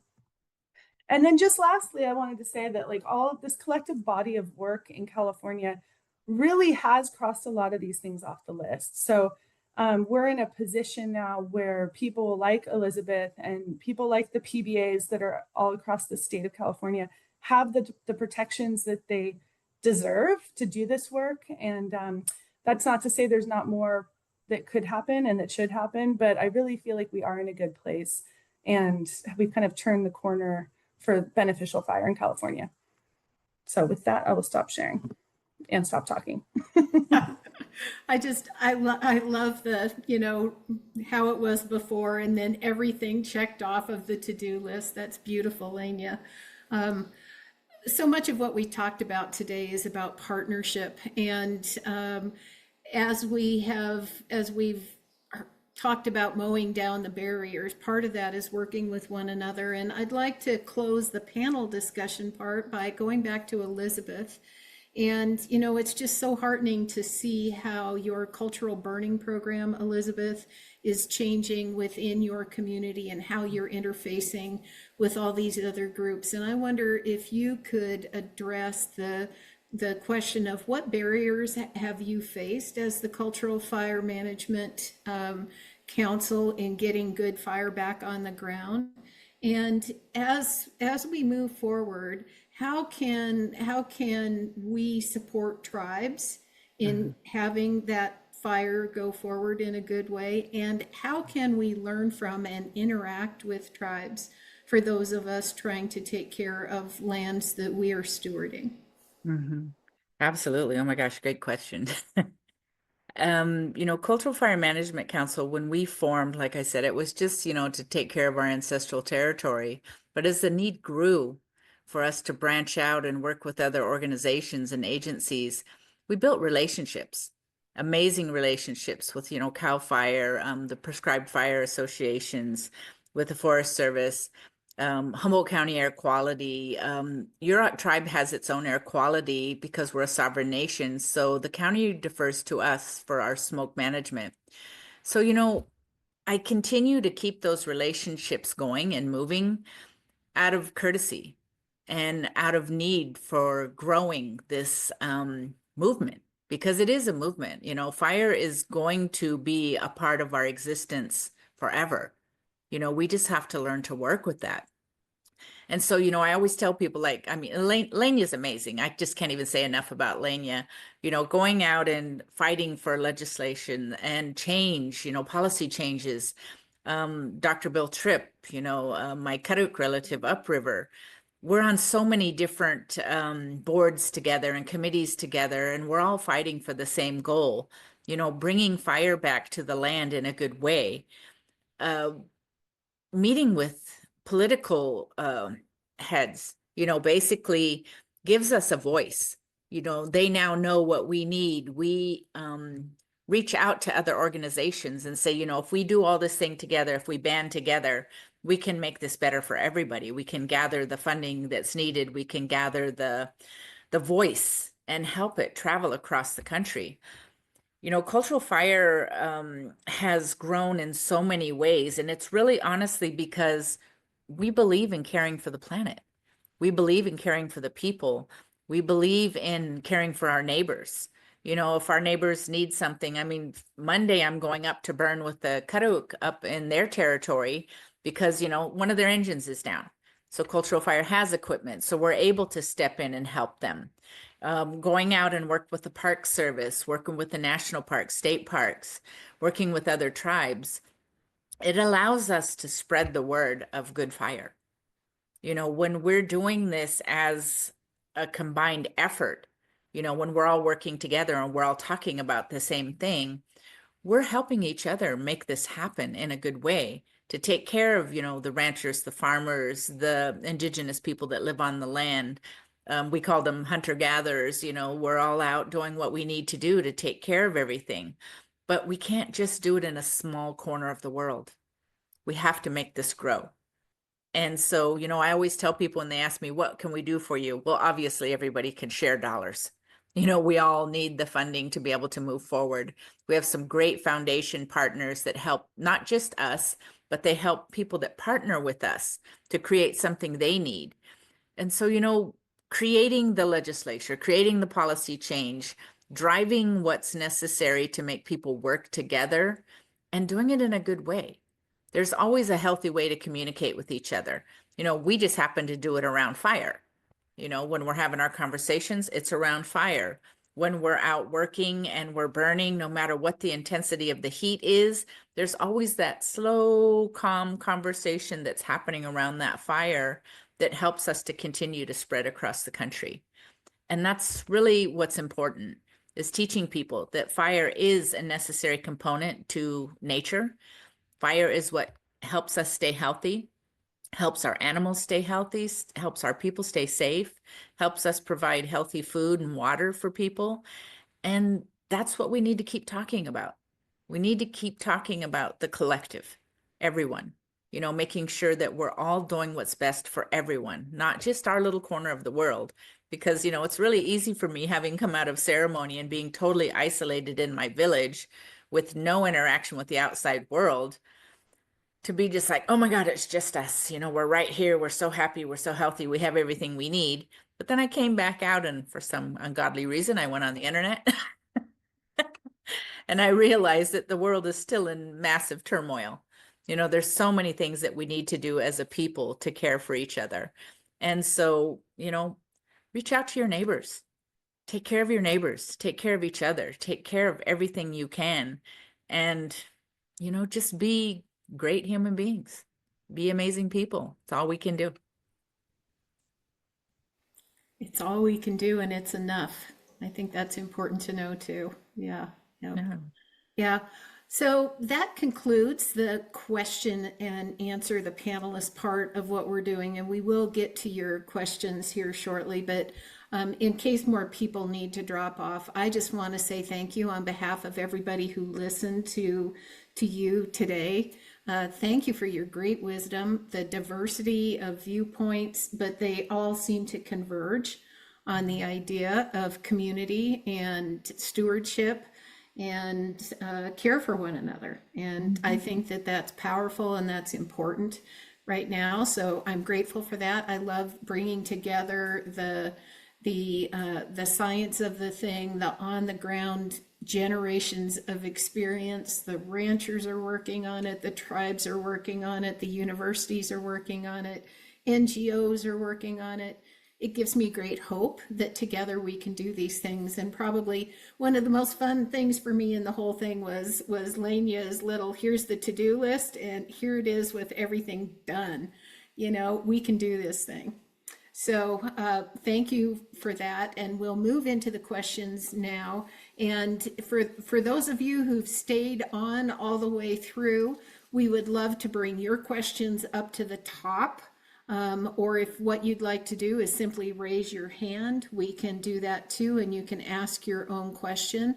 We ask that as you're doing that you try to keep your question kind of short so that we can work through some of these things. And I'm not seeing anybody raise their hand right now, so what I'll do is just look at some of the questions that are in the chat. I'm trying to get to the gallery view here so I can see you all in case somebody's hand comes up. So Roger, are you still here? Yeah, there you are. Do you want to ask your own question? Not seeing you unmute here. So, and this will be an interesting question. So people could either answer this question directly, or if what you could do would be provide information on where people who have specific questions about the effect of fire as a tool to manage different vegetation types, where they could go to find out about that. Roger's specific question is there any experience using fire to restore overgrazed grassland that has been lost to cholla and prickly cactus and gumweed? Any risk of ending up with cheatgrass? So is there anybody who is familiar with that system that wants to tackle that? Not seeing anybody unmute. Yeah. So if someone comes to you, Pete or Lania or Elizabeth or John, and says, I'm thinking about burning this type of system because I want to shift it from what it is to this other place, do you have a place you send them to learn about this, to think about this? Do you have a place where some of this information is available? I always go to, I'm kind of a fan of the Web Soil Survey and looking at the ecosite descriptions. It's a little in-depth, but it does give you an idea of some of the state and transition models. If you have this and you have a disturbance, it might turn into this, or it could turn into that. Are there other places you send people to find answers to questions like this? Elizabeth. Was Elizabeth? Oh, I think Elizabeth had to jump off. She said Oh. goodbye in the chat. Sorry. Yeah, I mean, I don't think there's really a one-stop shop for that type of question, because obviously that's a pretty deep, depending on where they are. Like in California, even in the county where I live, we have a wide range of fuel types and habitat types and burn objectives. And so I think it's important to connect people who are interested in burning with someone else who might have experience in that fuel type or with that objective.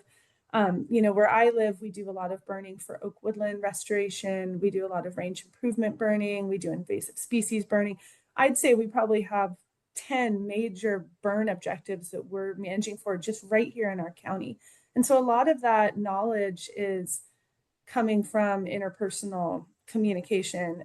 That said, I did a few years ago, I had a small grant to have some folks record short kind of tutorials on different burn objectives. So I do have that for California for some of the major ones that we burn for. I should have pulled it up and throw it in the chat, but they're just short YouTube videos that are by people who have a lot of experience in those different places. But yeah, it's a hard one to have a one-stop shop for.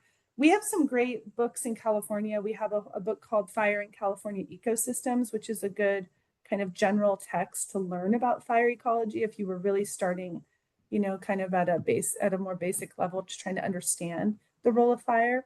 But yeah, I don't know if Pete or John have other suggestions. This is John. I think our extension service in our land grant universities would be a pretty good place to start. I know in Montana we've got a great resource there, and they've done a lot of work with burning and stuff, so they could probably start answering some questions for you.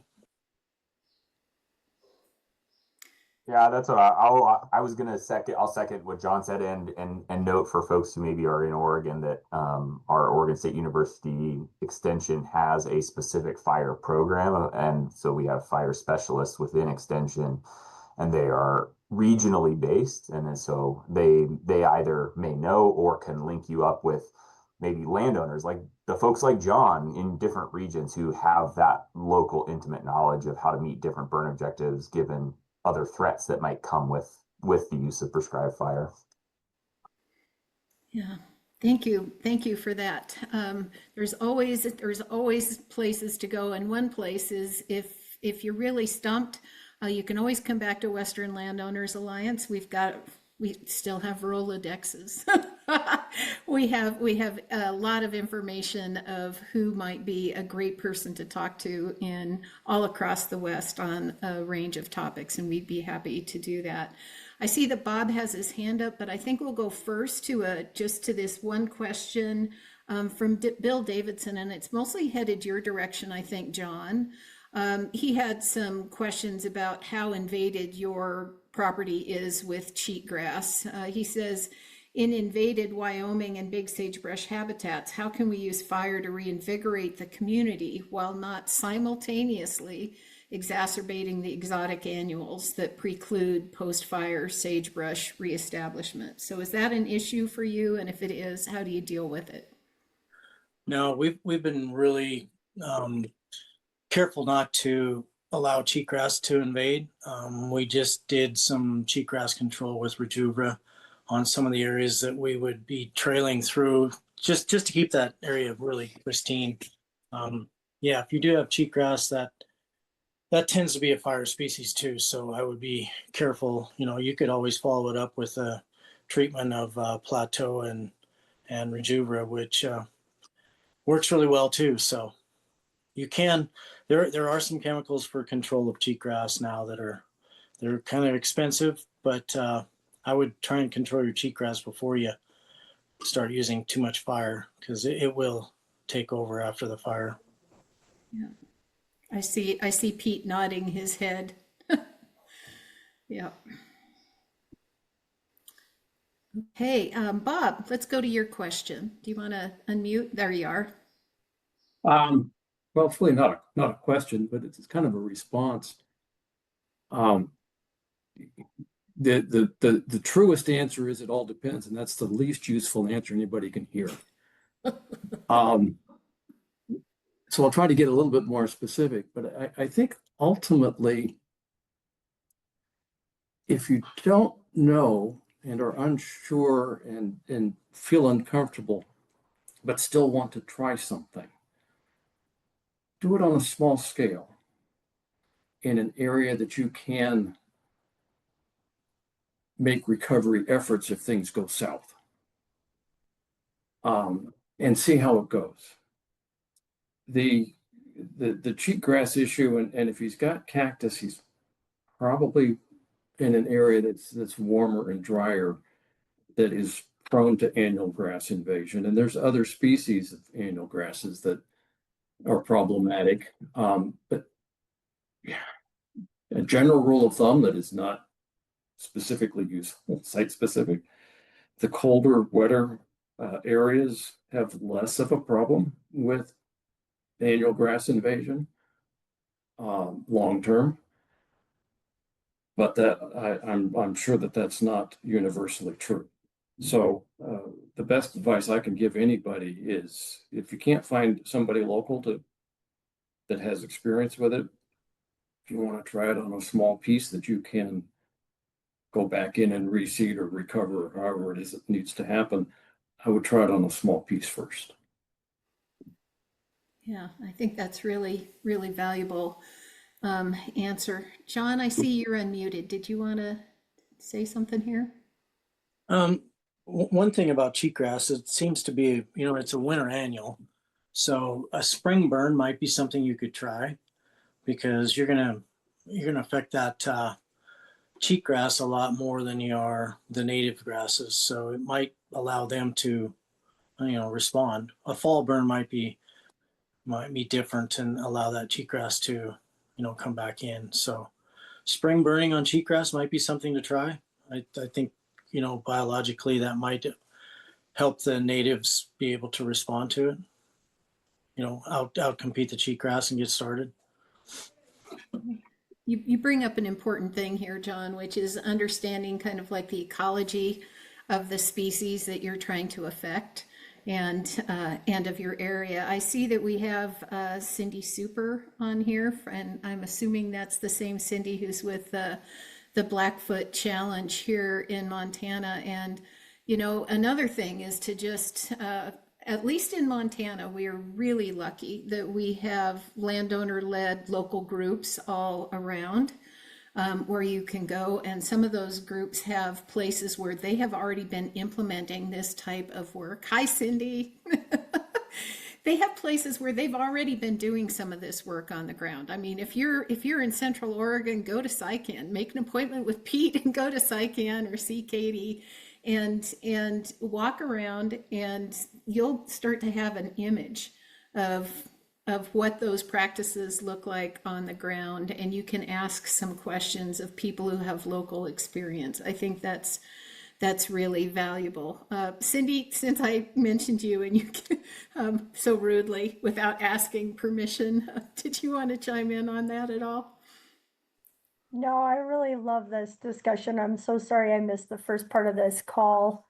I'll have to watch it from the start, but yeah, we're doing a lot of great things in Montana, really trying to catch up with what they're doing in California and Oregon and Washington, and like so many of my heroes involved in this work. And John, it's awesome to hear what you guys are doing down there. I think it's just that's going to be so critical in Montana.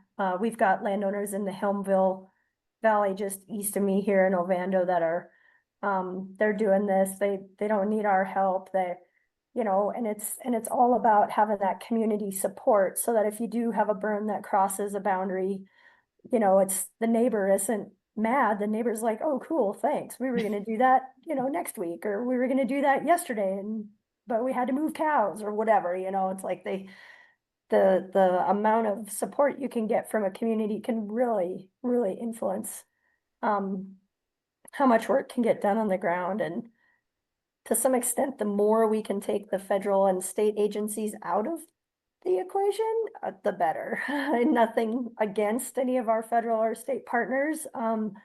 But some of that bureaucracy can really pile on, and the requirements can just become so onerous that it'll just shut a program down. So House Bill 84 was really important for us to help clarify some of the language, but it's, you know, it's definitely going to mean a lot of work. And we're really trying to go into that, designing a certified burn manager program with eyes wide open. So we don't, I was just on the phone with someone earlier. It's not, it's not the suggestion of unintended consequences that you get. It's a law. There's a law of unintended consequences. And so anytime you're trying to do good things and make it so that more people can burn, you really want to be careful not to put roadblocks in the way of people already doing the good work. So that's all I have to say. Thanks, Linda. It's great to see everyone here. Yeah, thanks, Cindy.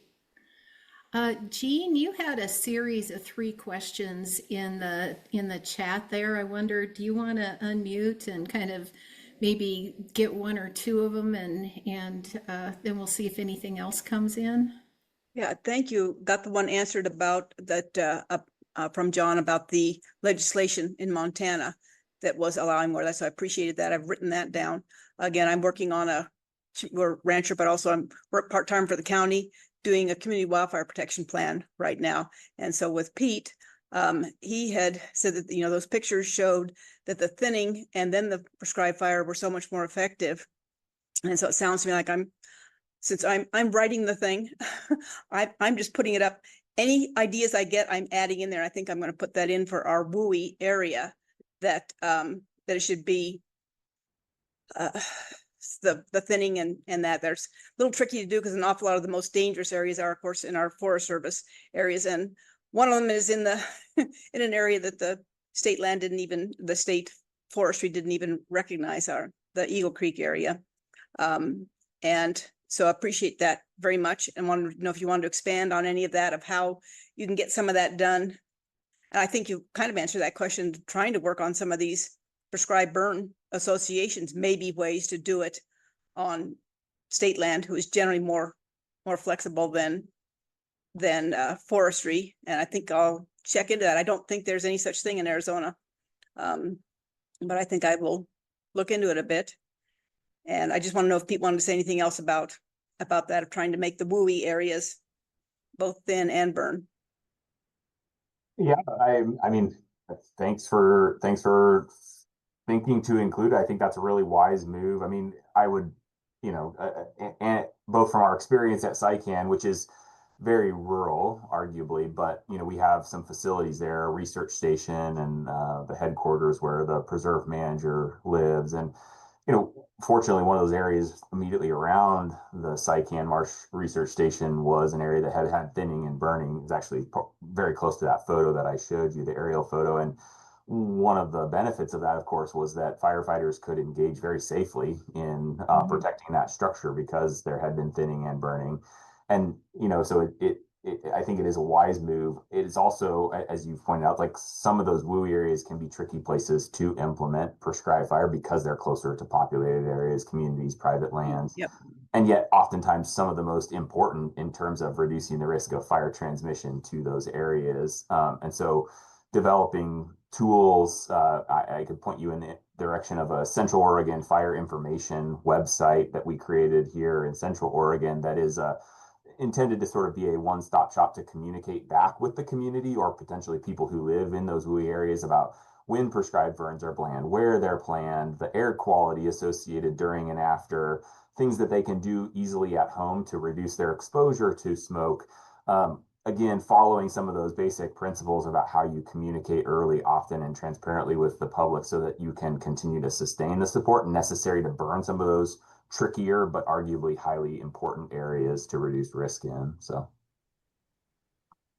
Thank you. Yes, exactly right. The most important, but also the most difficult. So, and my other question had been about post-fire flooding, because that's one of the things certainly in community wildfire protection plan we worked on for Gila County decades ago understood that the post-fire flooding from some of the non-beneficial fires, it tends to be more extreme, more costly fire dollar-wise than the fire itself. And of course, right now you've got that gigantic fire going on the North Rim of the Grand Canyon. So that's the kind of thing thinking about quite a bit, and wonder if there's any suggestions you have of things to work into a community wildfire protection plan trying to mitigate against post-fire flooding.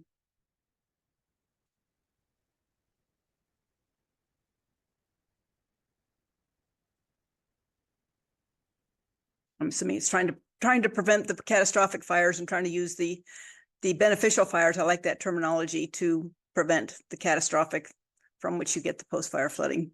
If you have any other notions, like I said, I'm treating the community wildfire protection plan like I'm trying to gather everybody's ideas and put it again as a wish list. So if anybody has a notion, we wrote it down, they can check off that box. Yeah, I would just say that it is an incredibly important and ever larger issue as rainfall gets a lot less predictable and a lot more dramatic. It's either none or all. It's either a drought or somebody's dropping a bucket over your head. So it is really important. WLA a few years ago did a video called "The Fish and the Flame" about a fire in the Durango area and the floods that came after that. Blanking here, Coco, coalitions and collaboratives out of Colorado, blanking on her name. Anyway, I can put a link in the chat if we can get someone else to talk, and if not, we'll make sure that we get, we'll include a link to this group in our follow-up to this email. But they have worked a lot on helping people understand, what do you do after a fire? When the catastrophic fire hits in an upper watershed, how do you deal with insurance? How do you deal with restoration programs? What do you do to protect your acequias if you're in New Mexico? Just really trying to understand how a community can respond after a wildfire. And I have to say that one of the reasons Western Landowners Alliance prioritized this particular webinar over that one was that this is a chance where a moderate amount of work can make a huge difference. Where if we wait until we're having to deal with the aftermath of a fire, the chances of human death and huge expense and generational damage to a system is very high. But if what we do is we deal with it from a prescribed fire standpoint through working with communities and understanding our neighbors and committing to the ecosystem health, then we can really make a difference around better use of our time and having more control over where we go. It's a huge issue. I spent a little time in South Central Colorado, and there were some big fires that came through, and the damage from the fire was small compared to the damage from the floods that came after the fire. So you bring up a really good point, Jean. I'm not seeing any other questions. Thank you, Christina, for linking to the Fish and the Flame. I actually have a question, unless somebody else has a question, and mine is kind of geeky, so I didn't want to ask it soon. We talked earlier on, Lenya, you defined the lower severity fires to the higher severity fires, and the need occasionally for higher severity fires. And as we're starting to use fire more where I live, like if you look at the picture behind me, because this is out my window, we have an awful lot of crested wheatgrass here, and it's invasive and it's really hard to deal with. And if we tried to deal with it with herbicides, it would be a disaster. Fire can work, but the type of fire that works is hot season fires, really scary. high liability, things like this. And I wonder if you can just kind of walk us through, should you just stay away from it? Is there a way to do it more safely? How do you deal with these situations where the fire that you need is the fire that scares you to death? Yeah, that's a great question. And it's true that sometimes that is the fire that you need. We've been exploring that a bit here in California. And there are some areas and some burn objectives where we do need to burn in the summer, especially because California is so diverse with weather and conditions. I live here on the coast, and we often need to get those hot fires to deal with things like brush encroachment in coastal prairies, or where we want to have mortality of mature vegetation. And so it's been kind of a just a learning curve, and like building relationships and kind of building the capacity for CAL FIRE here in California, our permitting agency, to actually permit summer burning.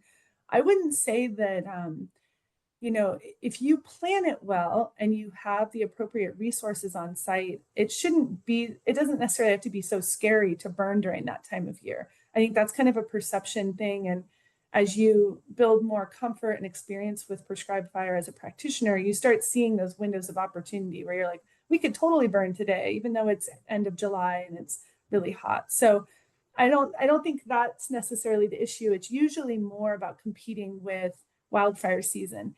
And having permits won't be issued if CAL FIRE is out on a bunch of wildfires and they don't have a lot of capacity locally. So we've been trying to build up our local capacity outside of the agencies so that we can say we have the resources we need to do these burns at the times of year when we need to do them to be successful.